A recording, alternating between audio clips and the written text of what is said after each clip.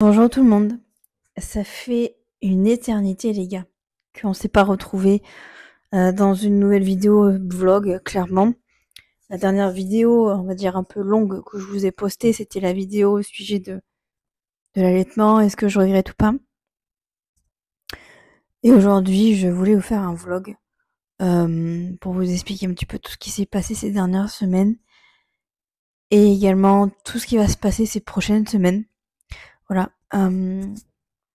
Comme je le dis de temps en temps, même si vous me voyez pas souvent en format long, vlog, etc., j'essaie toujours au moins de vous poster des petites vidéos courtes. Voilà, c'est juste histoire de vous dire, voilà, je vous oublie pas, je suis pas loin, je suis pas loin, je suis dans le coin. Euh, voilà, parfois il y a certaines choses qui font que on n'a pas l'envie, on n'a pas l'énergie. Et moi, très clairement, c'était un manque d'énergie pour poster. On va recommencer depuis, on va dire, le départ de l'été, puisque je vous ai un petit peu abandonné à ce niveau-là. Et j'ai passé un assez bon été. J'ai eu la chance de partir au parc Astérix. Voilà, pour ceux qui ont vu mon dernier vlog. Euh, Très très contente d'avoir fait ce parc. Il était vraiment génial. On n'a tellement pas attendu pour faire les attractions, c'était tellement agréable. On est parti le week-end du 20 juillet et vraiment il y avait personne quoi. Enfin, il y avait personne. Il y avait un petit peu de monde, mais c'était clairement gérable. Franchement, c'était génial. Le buffet de l'hôtel était exceptionnel, vraiment. C'était délicieux, je me suis régalée. Autant vous dire que je roulais, littéralement, je ressemblais à Obélix. Euh, et le parc en lui-même était génial, on a passé un excellent moment. Vraiment, avec mon père, on était ravis, les enfants étaient ravis. Et on a dit qu'on y retournerait parce que vraiment, c'était génial. Si vous ne l'avez pas encore fait et que vous vous demandez si vous pouvez ou pas le faire, je vous le conseille à 10 milliards de pourcents. Si vous avez un enfant qui fait moins de 90 centimètres, c'est pas un parc que je vous conseille parce que vous n'allez pas pouvoir faire beaucoup d'attractions. Moi, j'ai une petite fille qui fait 90 centimètres et mon fils qui fait un peu plus d'1 mètre. Mon fils, il s'est littéralement éclaté. Il a pu faire même des manèges qui bougeaient un peu et tout, il était refait. Après, si vous êtes plus adepte des grands 8, je pense qu'il y avait beaucoup plus la queue là-bas. Moi, personnellement, j'adore ça, mais comme j'étais avec mes enfants et tout ça, j'en ai pas fait. C'était pas grave, très honnêtement. Je suis moins... Comment dire? Je vais moins dans les parcs d'attractions pour les grands 8 et ce genre de choses. Donc voilà, c'était vraiment trop génial. Refaite vraiment de ce parc. Que ce soit en termes de tarifs, si vous comparez à Disney, c'est clairement compétitif. Le fait qu'en plus de ça, il y ait pratiquement personne d'attraction, qu'on n'a pratiquement pas fait la queue. Mais quel plaisir, les gars. Quel plaisir. On est resté 3 jours et on a kiffé au max. Voilà, de 9h30 le matin à 22h le soir. C'était vraiment génial. Voilà, je sais pas quoi vous dire d'autre à part que c'était trop bien, trop génial. Ensuite, on est parti à Vias pendant une semaine. Dans un camping style pirate. Voilà. Encore une fois, c'était très bien. Mes enfants ont adoré. Ils ont pris des cours de natation individuels avec une maître nageuse. Et alors ça, les gars, je vous jure, ça change la donne. Ils ont fait tellement de progrès. J'ai vu, alors encore une fois, mon fils était un tout petit peu plus petit, mais j'ai vu une différence quand même entre les cours particuliers où ils sont tout seuls avec le maître nageur et les cours collectifs où ils sont 3 enfants avec le maître nageur. Et clairement, je préfère payer un peu plus cher et de leur donner des cours individuels. Parce que vraiment, le prof est 100% focus sur eux et ils progressent beaucoup plus vite. Mon fils, c'est presque nagé, presque. Donc voilà, encore une fois, super vacances. Je me sens privilégiée de fou malade de pouvoir partir en vacances avec mes parents et d'être partie au parc Astérix. Parce que si ça avait été moi qui avais dû payer la somme, j'aurais pas pu me le permettre, très clairement. J'ai de la chance, voilà, d'avoir cette possibilité-là, d'avoir, voilà, mon père qui et ma mère qui, voilà, qui peuvent se permettre de nous offrir ce type de vacances-là. Donc, je me sens méga privilégiée, les gars, méga, méga privilégiée. Et on est parti là, du coup, vendredi à dimanche. on est partis vers les Saintes-Maries-de-la-Mer. Je sais plus le nom de la ville, mais c'est pour vous situer un peu. Voilà, dans un petit camping où j'ai toujours le bracelet. Il est rose, c'est peut-être pour ça que je l'ai gardé. Qu'est-ce que c'était? Attendez, en plus on y va. L'Espiguette, voilà, c'est un camping en général où on aime bien aller. Donc voilà, on est parti tout le week-end là-bas. Et c'était super, encore une fois, c'était vraiment top. On n'a pas pu aller au bord de la mer parce qu'on n'a pas eu le temps. Et c'était dommage. On a visité les Salins, pour ceux qui sont du coin. Et c'était vraiment génial. Ces taux là, bleu, rose là, j'adore. En même temps, vous voyez, mais voilà, on est... Bref, voilà, aujourd'hui c'est la rentrée, aujourd'hui on est le 1er septembre et mes enfants sont rentrés à l'école et on était... Enfin, hier quand on est rentrés, on était super contents du week-end et voilà, donc ma fille est rentrée en moyenne section et mon fils en CP, les gars. CP. Je vais attendre un peu là, que la rentrée se fasse et je vais devoir prendre rendez-vous avec la maîtresse de mon fils pour lui expliquer certaines choses. Et comme mon fils a des rendez-vous parce que tous les vendredis, alors à partir de vendredi prochain, il a rendez-vous chez l'orthoptiste jusqu'à minimum la fin de l'année, jusqu'en décembre. Et au mois d'octobre, on a rendez-vous chez une neuropsy pour avoir un diagnostic pour mon fils. Et j'ai des papiers à faire remplir à la maîtresse. Il faut que je renvoie les papiers fin septembre. Donc c'est pour ça, là, j'attends un peu que la rentrée se fasse et après je prendrai rendez-vous avec la maîtresse.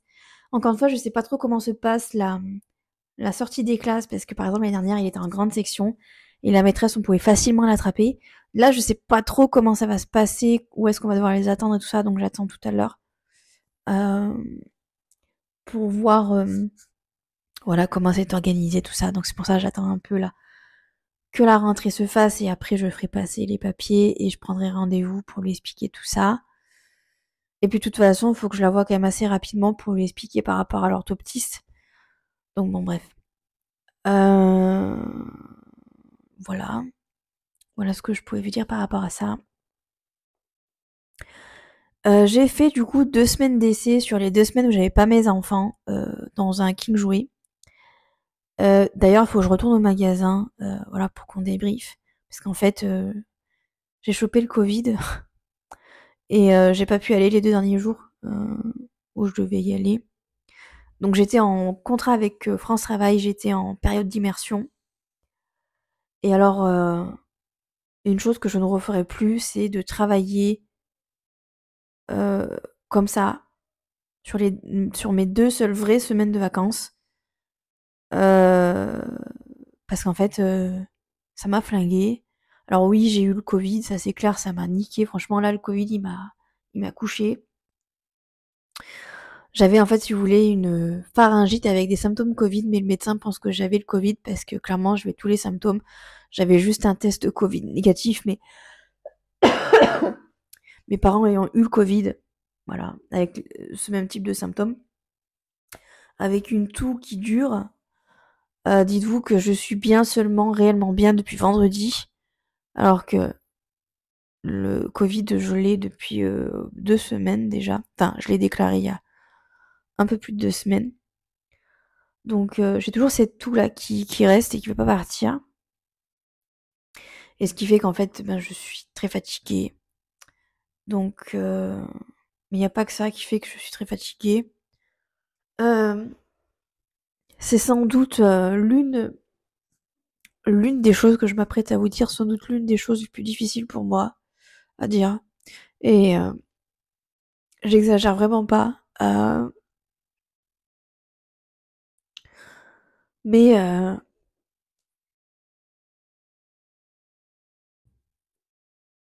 je vais perdre ma grand-mère. Voilà. Euh, Ça fait...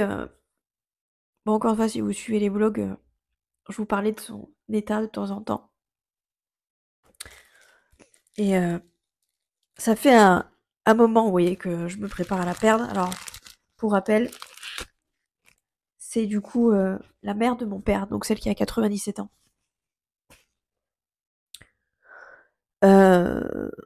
Donc ça fait maintenant, je dirais bien, depuis l'anniversaire de ma fille, en fait, donc depuis le mois de mai, que je me prépare à la perdre. Tout en sachant qu'à ce moment-là, il n'y avait pas de date, voilà, pas d'échéance, rien du tout. En fait, si vous voulez, ce qui a été le déclencheur de pas mal de choses, ça a été le décès de son chien, puisque pour rappel, le frère de mon père est décédé il y a 6 mois, 6 mois, n'importe quoi. Il est décédé, pardon, il y a 6 ans. Euh, pratiquement comment dire, à la naissance de mon fils, il est décédé. Ça a été un décès très brutal, on s'y attendait pas du tout. Et du coup, mon frère, oh là là, pardon, excusez-moi, je me mélange. Mon père n'avait qu'un seul frère, voilà, il a pas d'autres frères et sœurs. Il y a 3 ans, j'ai perdu mon grand-père, donc le père de mon père. Et il faut savoir que ma grand-mère, c'était une femme qui était très très autonome. À 97 ans, elle avait relativement encore toute sa tête, marchait encore, elle allait aux toilettes toute seule, elle mangeait toute seule, autonome. Chez elle, autonome. Euh, Elle a commencé un petit peu à perdre la tête, mais encore une fois, c'était pas de l'Alzheimer, c'était juste de la dégénérescence liée à l'âge. Mais c'était pas dramatique, on va dire. Et puis elle a perdu son chien, donc voilà, le chien qui était à mes grands-parents, on a dû le faire piquer. Et en fait, c'est là où finalement ça a commencé à être de plus en plus compliqué. Et où voilà, elle passait ses journées à appeler mon père et également le fils de mon oncle. Elle les appelait 40 à 50 fois par jour. Donc ça commençait à devenir très compliqué. On a commencé à parler de la mettre en EHPAD parce que elle n'avait plus les capacités de rester seule en fait. Et sauf que voilà, au fur et à mesure, elle a commencé à être de plus en plus hospitalisée pour des infections urinaires, euh, pour le Covid. Et finalement, c'est le fait de, si vous voulez, elle faisait beaucoup d'allers-retours entre sa maison et l'hôpital. Elle restait, alors les premiers temps, elle allait à l'hôpital, elle revenait, elle restait un mois chez elle, elle repartait à l'hôpital, parce qu'à chaque fois, elle avait un souci. Et le médecin a commencé à dire à mon père, attention, les hospitalisations se rapprochent, ça sent pas bon. Et en fait, si vous voulez, le problème, c'est qu'à cet âge-là, au plus vous faites hospitaliser, au plus vous perdez de l'autonomie. Et pour ma grand-mère, c'est ce qui s'est passé, puisque à l'heure actuelle, elle a une sonde, elle ne peut plus se gérer. Enfin, même avant que son état se détériore vraiment beaucoup. Et puis, elle n'est plus du tout en capacité de marcher. Elle a plus la force. Parce qu'encore une fois, quand vous êtes hospitalisé, surtout vu l'état des hôpitaux, hein, je vais pas vous faire un dessin, mais on manque de soignants, on n'est pas dans le soin, donc, ou en tout cas au strict minimum, ils sont pas là pour aider la personne âgée dans son autonomie. Donc, à l'heure actuelle, très clairement, il y a des moments où elle peut encore manger toute seule, mais la plupart du temps, maintenant, elle a besoin d'aide pour manger. Elle a encore relativement toute sa tête. Elle me reconnaît. Donc c'est déjà ça. Euh, Sauf que voilà, sa dernière hospitalisation a été le Covid. Elle a contracté le Covid et en fait, ça l'a littéralement séché. J'ai pas d'autres mots, mais en fait, si vous voulez, il y a eu plusieurs choses. Il y a eu un mélange de Covid plus le fait que comme elle commençait à perdre vraiment beaucoup la tête, elle pensait qu'elle n'allait plus aux toilettes. Donc en fait, elle prenait ce qu'on appelle des purges. Et en fait, si vous voulez, ça a commencé à lui créer une infection au niveau de l'intestin ou de l'estomac, je ne sais plus, qui commençait à se transformer en septicémie. Donc bon, bref, elle a bien morflé. Mon père a rendez-vous aujourd'hui, voilà, avec la cadre de santé. Et là, moi, où je leur en veux beaucoup, c'est le fait que comme le service est plein, ils cherchent à tout prix à la dégager. Alors ça change tous les jours. Un jour, ils nous disent qu'elle va rester jusqu'à ce qu'elle décède à l'hôpital. Le lendemain, ils nous disent, ben, elle peut sortir, alors qu'en fait, elle peut pas rentrer chez elle, elle en a pas les capacités. Donc ils nous disent qu'il faut qu'on se débrouille pour trouver une place en EHPAD. Enfin bon, c'est insoutenable. Imaginez, le médecin appelle mon père et lui dit que de toute façon, elle va mourir et que il n'a plus pour très longtemps. Donc imaginez l'état de mon père qui va perdre sa mère, genre la dernière personne de sa famille, vous voyez.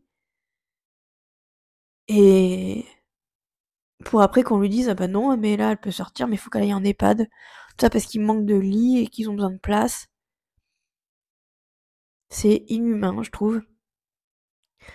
Donc mon père a rendez-vous aujourd'hui avec la cadre de santé. Elle a fait des examens, elle a dû aller dans un autre hôpital pour faire des examens cardiaques.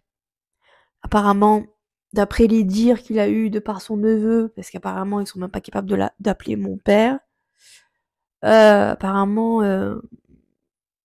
l'examen était pas bon du tout. D'après, encore une fois, d'après ce que le neveu de mon père a dit, il ne lui resterait que quelques semaines à vivre. Donc, mes objectifs à moi, c'est d'aller la voir tous les après-midi. Donc c'est pour ça, là, vous avez entendu le four, j'ai fait un gâteau, un espèce de brownie pour mes enfants. Et comme le gâteau est cuit, je vais pas tarder à y aller. Voilà, je vais rester avec elle. Il y a des jours où ça va pas trop mal, je peux rester plusieurs heures avec elle.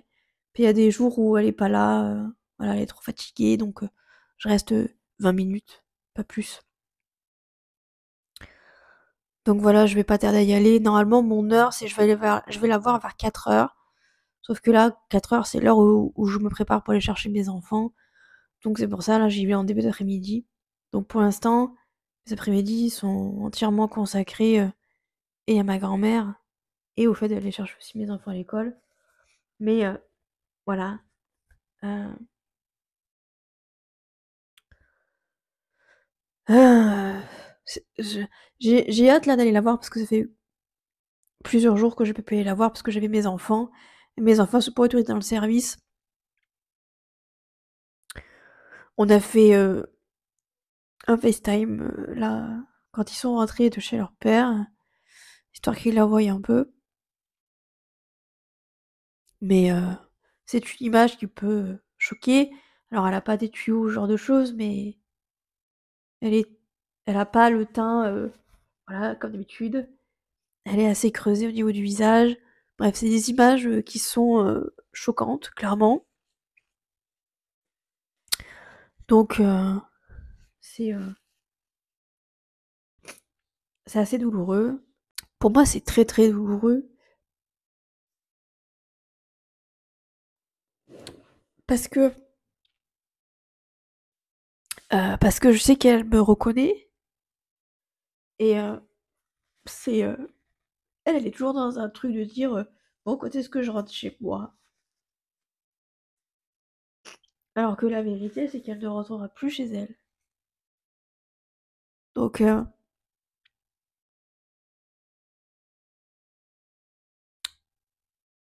si on devait comparer, moi en tant que personne, je préférerais être dans un truc où elle ne me reconnaît plus. Ce serait beaucoup moins douloureux pour moi. Et sans doute que quand elle me reconnaîtrait plus, ben, j'irais moi la voir, entre guillemets. Donc je me heurterais beaucoup moins à son état. Je vous jure, la fin de vie, telle que je la vois là, de par ma grand-mère, ça ne me donne pas du tout envie d'y aller. Parce que elle se plaignait tout le temps qu'elle avait mal au niveau des fesses et tout ça. Et en fait, il ne lui donnait rien pour la soulager. Enfin, il nous disait, on lui donne des médicaments, mais elle avait toujours autant mal. Et en fait, il a fallu qu'elle revienne de cet autre hôpital et en fait, elle a une seringue en permanence maintenant qui lui distribue des choses et qui font qu'en fait, elle n'a plus mal. Faut dire que l'hôpital, hein, si vous voulez, elle est dans l'hôpital de ma ville et ils n'ont pas de service gériatrie. Ils ont un service soins palliatifs, mais il est complet. Donc, ils peuvent pas aussi bien la prendre en charge que l'autre hôpital où elle est allée pour faire son échographie cardiaque, où eux, ils ont vraiment un service pour les personnes âgées. Comme ça a été dit et répété, mon père a toujours dit et répété à l'équipe soignante, la seule chose qu'il veut, c'est que sa mère souffre pas. Voilà. Elle ne souffre plus. C'est la seule chose qu'il souhaite. Et j'ai hâte d'aller la voir aujourd'hui pour voir quel état d'esprit elle est aujourd'hui, comment elle se sent. C'est vraiment pile ou face. Il y a un jour aussi bien vous allez aller la voir et elle va être très mal, et puis le lendemain elle va aller bien mieux. C'est assez difficile. Donc je suis quand même contente actuellement de ne pas travailler. Parce que oui, du coup, je vous ai pas dit, mais je ne donnerai pas suite à King Jouet. Euh, mais voilà, j'ai envoyé parce que dans la ville juste à côté de chez moi, ils cherchent quelqu'un pour euh, être soit animatrice, soit être ASEM.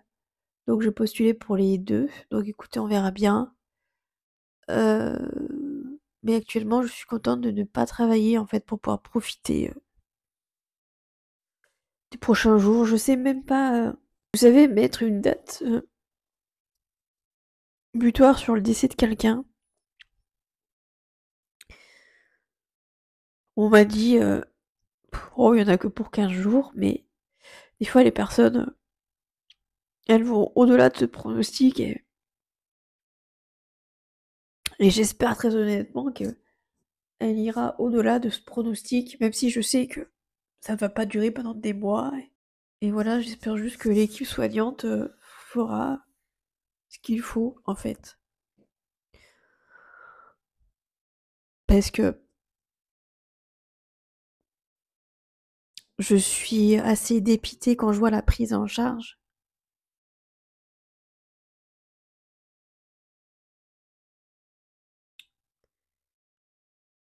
Enfin, je veux dire,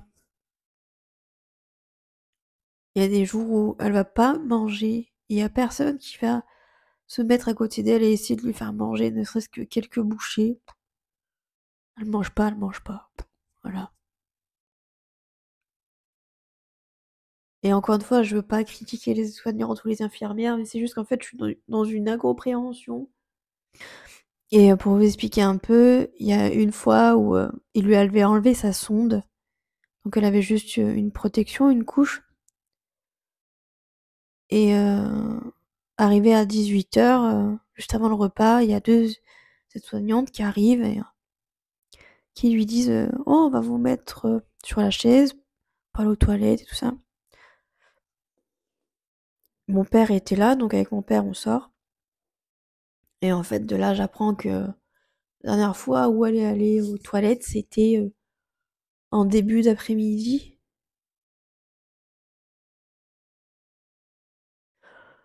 Donc on va dire 14h. Vous imaginez de 14h à 18h, presque 30, pas être allée aux toilettes. Mais je comprends pas.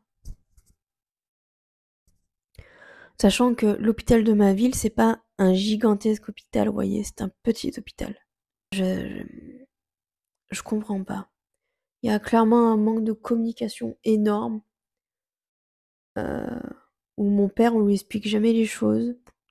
Enfin, imaginez, ma grand-mère, on lui explique encore moins. Donc c'est la croix et la bannière pour avoir des infos, faut leur courir après. Il y a aucune transmission, ne serait-ce que par mail.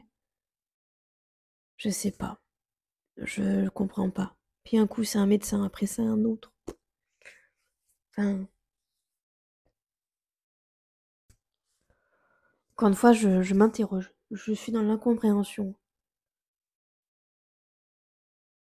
Je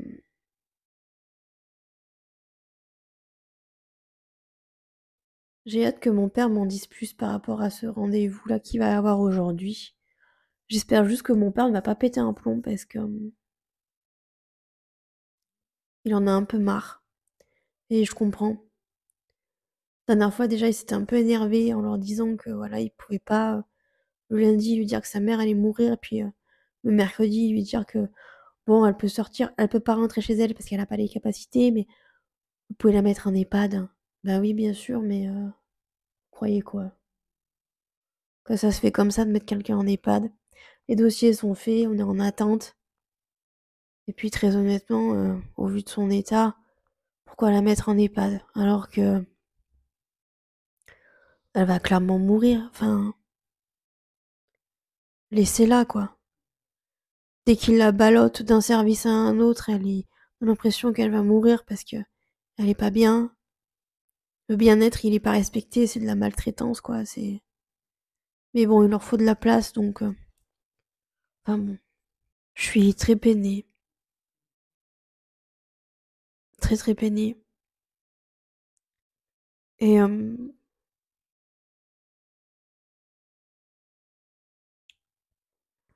ça va être sans doute, l'un des deuils, voire en tout cas pour l'instant le deuil le plus difficile.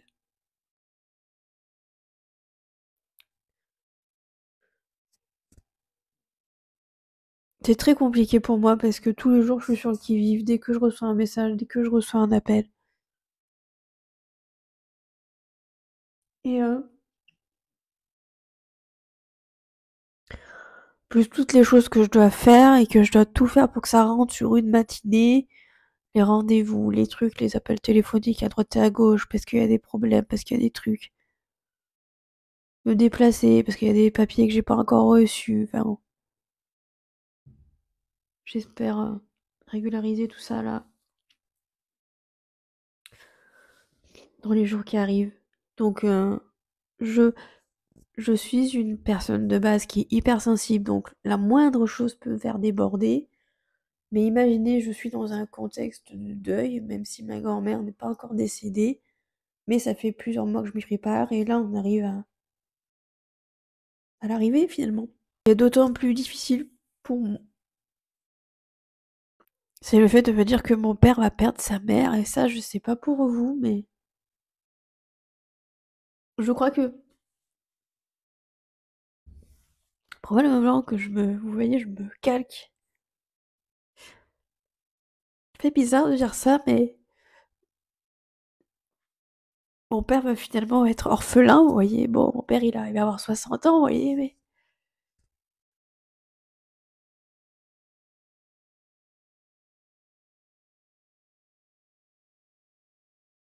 la souffrance que c'est, les gars, la souffrance. Moi, il y a aucun monde dans lequel, vous voyez, où je m'imagine perdre ma mère. Aucun. Et lui, il va perdre la sienne et autre chose aussi pour moi qui est très difficile, c'est parce que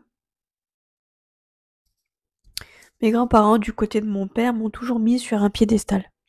Ça, c'était comme ça depuis que je suis petite, depuis que je suis née même.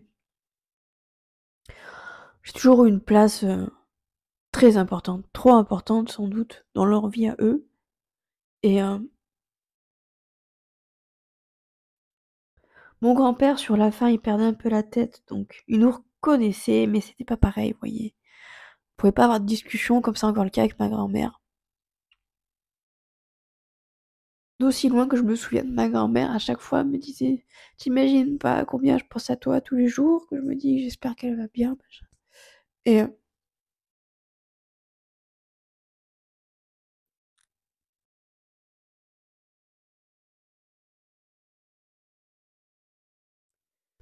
et tout ça en fait,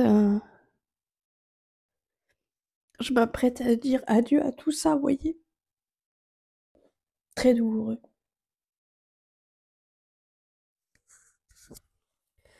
je vais perdre littéralement une partie,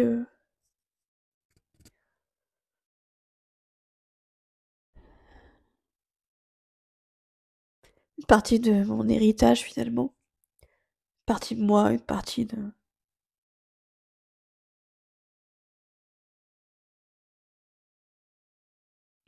mes souvenirs.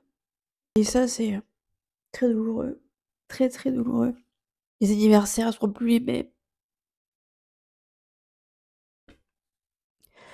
Et les fêtes de Noël non plus. Donc pour vous expliquer un peu chez nous comment ça se passe, j'imagine comme dans beaucoup de familles, mais il y a une année où par exemple on faisait la veille de Noël avec la famille de mon père et le jour de Noël avec la famille de ma mère et après on change. Ou on fait la veille avec la famille de ma mère et le jour avec la famille de mon père.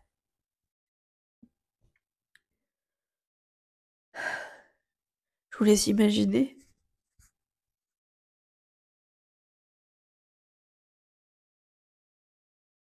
ce que ça peut donner.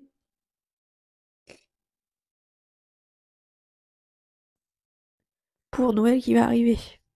Donc voilà. Voilà pourquoi si vous me suivez sur TikTok, Instagram, tout ça, il n'y a pas eu de live, très peu. J'ai fait un live ce matin rapide sur TikTok. Mon moral est pas au top. Je suis éclatée de fatigue, je dors très mal.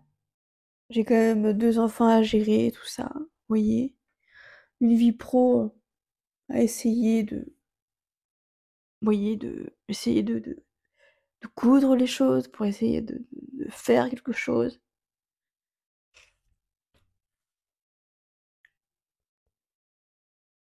Une fatigue parce que j'ai pas pu me reposer réellement.